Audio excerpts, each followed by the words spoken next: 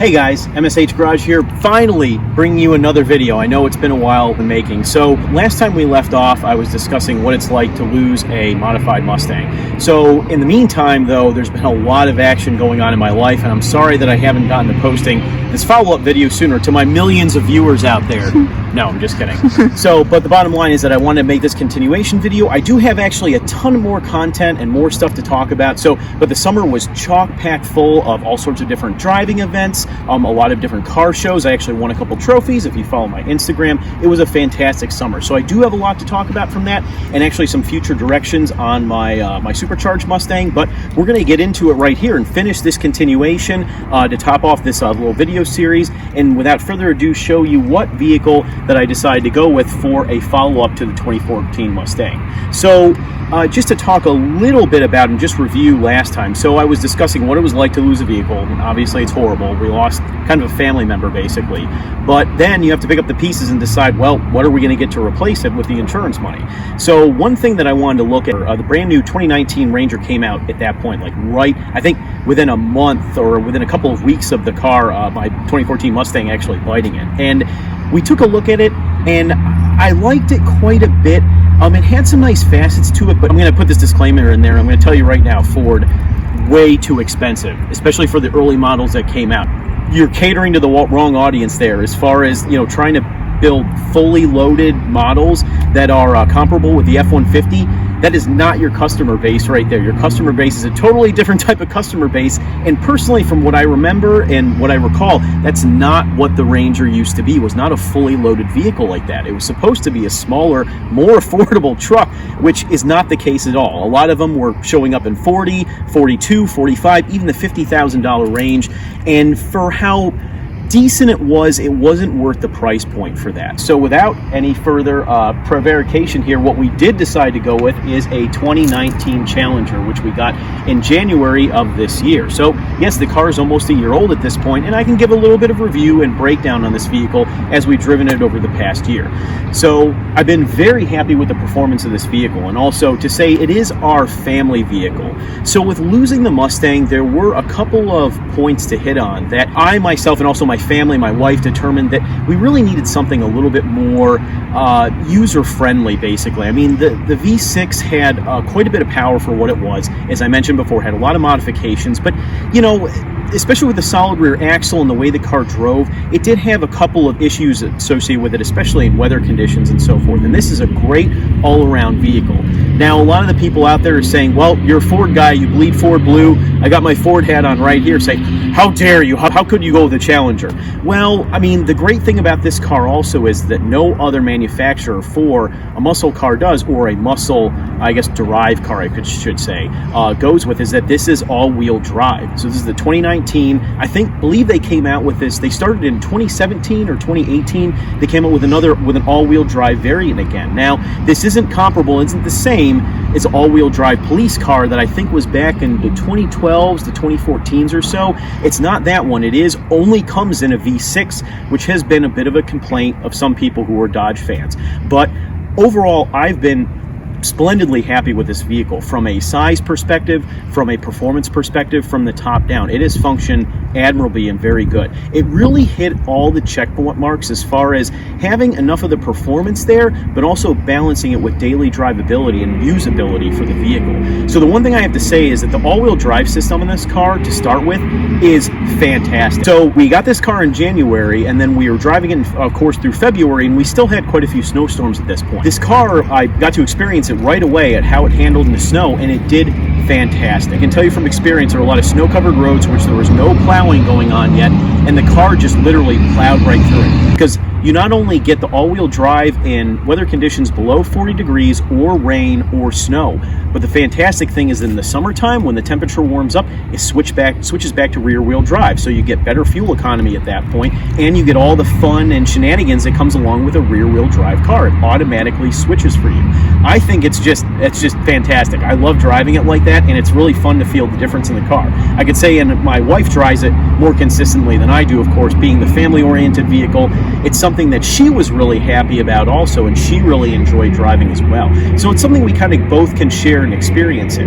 Not to mention that, you know, I really wanted some of the performance and some of the, well, you guys may laugh. I mean, I'm driving a 700 horsepower Mustang, but I can say performance here because, you know, this isn't this, you know, the Ranger and this car are kind of two diametrically opposed extremes, but in some ways not really, because this car does have a little bit more of a 4x4 stance, I would say. It sits relatively well off the ground. Sitting in the car, you really can see just along a little bit outside of and over other crossovers, which makes the visibility fantastic in this car. Now, another thing to mention is that a lot of people really dodge and ding the Challenger and give it a lot of crap because they say it doesn't perform well and it doesn't handle well and it's like a tank. Now, disclaimer, I will say, yes, the car does feel a bit heavy. You can feel the weight. It's 4,000 plus pounds and it's got a V6 in it. It doesn't take off the line. But it's not that bad, and it's a lot of fun to drive. I was actually pleasantly surprised and impressed with the handling of the vehicle, believe it or not. It doesn't really feel like you're getting thrown into turns and curves. It handles its weight very well. Not to mention the acceleration for this car is not that bad, especially with the all-wheel drive it comes packed with. That all-wheel drive, you can floor it and you just take off. You don't have to worry about wheel spin. I've done it multiple times in the rain and in adverse conditions. The car handles it like a champ. Now, you're not going to be able to beat a lot of other things. And I have been looking at some of the, of course, performance options for this car and some things you can do for it. And unfortunately, there isn't the wide breadth out there that there are for some other vehicles, but there's still a lot of fun things that I can look forward to in the future with this car. Or, of course, just leave it the way it is and drive it as our everyday vehicle, which I may consider doing also. I guess along those notes, the one thing I can mention is that I have driven a Dodge Caravan before as a renter vehicle.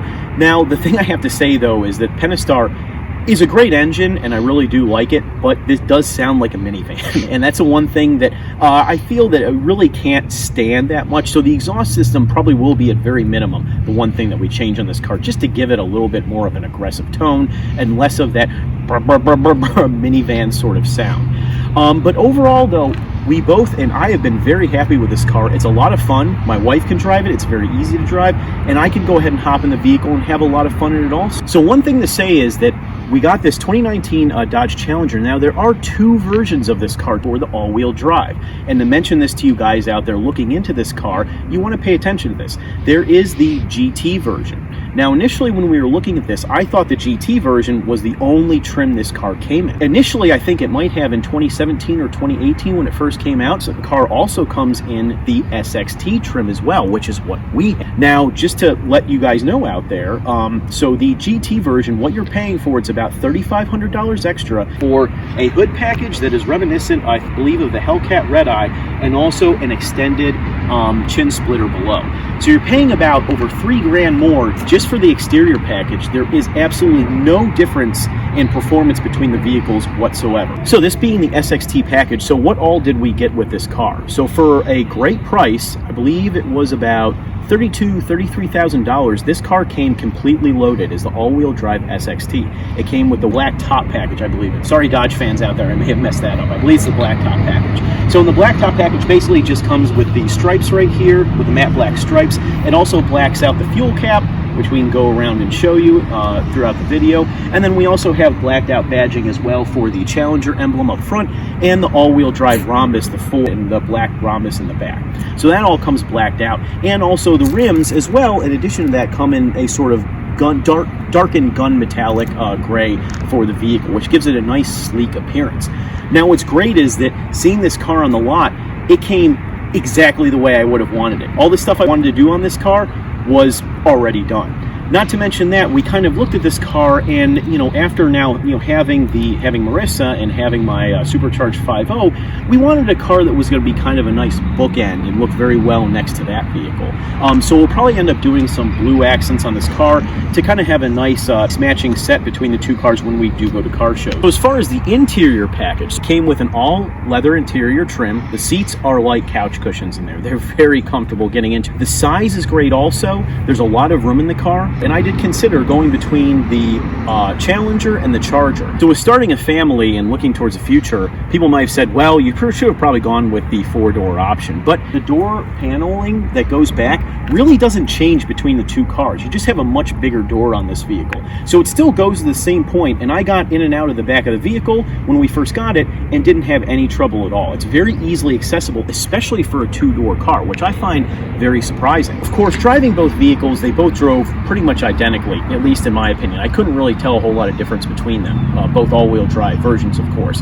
Now, the reason that we decided to go with the Challenger, though, is that, of course, we really like the sporty look of the Challenger. It has a little bit more of a classic heritage to it, and also, in addition to that, what's really nice, the only major difference aside from the 4 doors is that the Challenger actually has kind of a wraparound console, which we can show you a little bit of. It actually wraps towards the driver, which makes you feel like you're a bit more of a cockpit in the vehicle. And I really like that aspect of the car, in addition to the sleek look of the Challenger.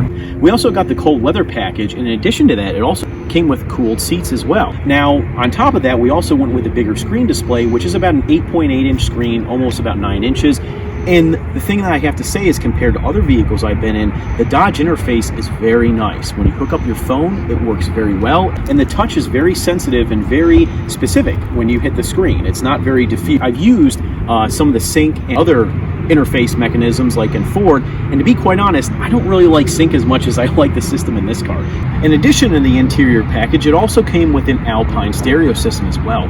So really, this car was absolutely loaded from front to back, exterior, interior, with everything we could have ever wanted for a great price of about $32,000 to $33,000. For me personally, that was a home run for the price point and how much we got in this vehicle, the all-wheel drive capability. From top to bottom, from comfortability, performance, driving, personally, I really understand why people end up going with the Challengers and Chargers. They are fantastically reliable vehicles.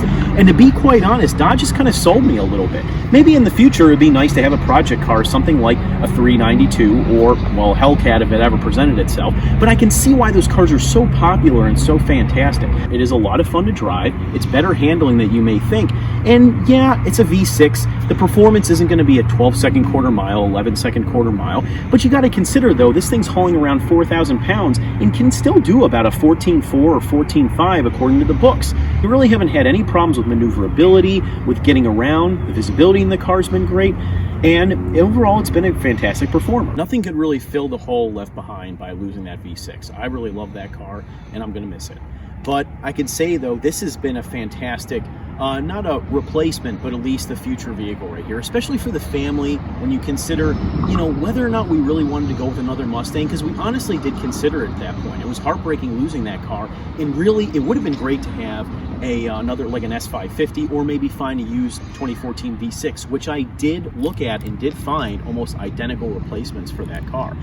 However, though, really considering the responsible option, I had to go with something that was going to be able to perform in all weather conditions. It's very nice to have this peace of mind with a vehicle like this. And it's kind of been adopted and come into our own family, and we really love it. We drive it every day to work, round trip, 60 miles every day. The car has taken a pounding. This car already has over 20,000 miles on it, and we haven't even had it a year yet. That's more than my V8 has, and I've had it for over 2 years at this point. So this car has really been a trooper and has really managed with us and been fantastic. So I can't say enough about it and enough of good things. And I'm really impressed with Dodge, and I have to hand it to you guys and say thank you for making a great vehicle. And I just want to give a little mini shout out, I don't know if he'll see it or not, but to Rob at Quigley Motors for helping hook us up and put us in this car. Rob was no BS and got us through the process and did a fantastic job. So if Rob ever sees this, I want to give a thanks to him as well. There is more to come with the 5.0 though. I have a couple more plans for it, and there is going to be some more performance upgrades in that car.